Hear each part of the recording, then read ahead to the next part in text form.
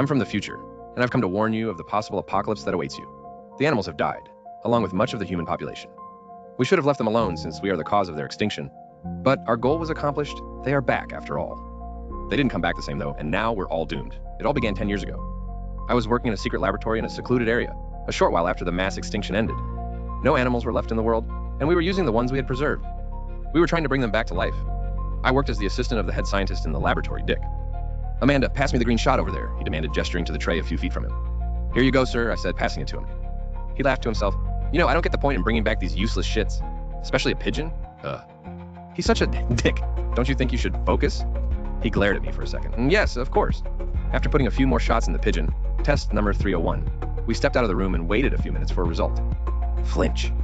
There I saw it, through the glass window of the room, a movement coming from its wings. Dick's eyes widened. I gasped in awe. "Yes!" he proclaimed in victory.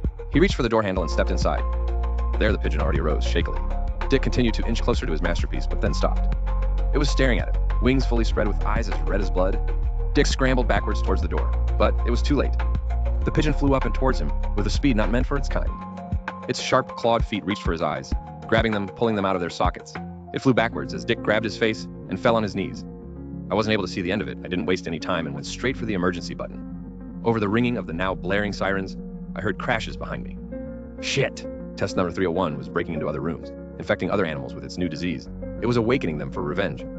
People were being pushed out of their rooms, gagging and bleeding out on the floor while being eaten alive.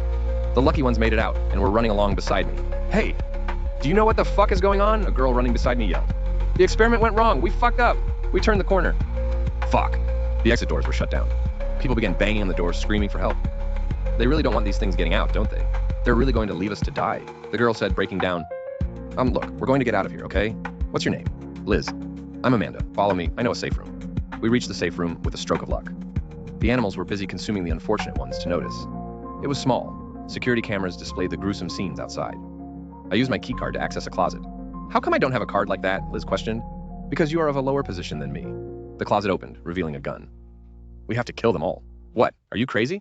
You really want to go back outside with those monsters? You could stay here if you'd like, but I'm heading out." I walked towards the door, expecting her to follow me. She didn't. I ventured out slowly. I shot every animal in sight. Blood painted the walls and my clothing. Their human-like screams made me jump every time. Each one had red eyes that seemed to bulge out of their body. It reeked of death by the time I was done. Thankfully, there weren't that animals on this floor, so I was sure the others weren't affected.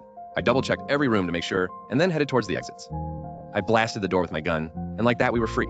It honestly seemed too good to be true. Something wasn't right. Everyone headed towards the parking lot, running to their respective cars. I was the last one left.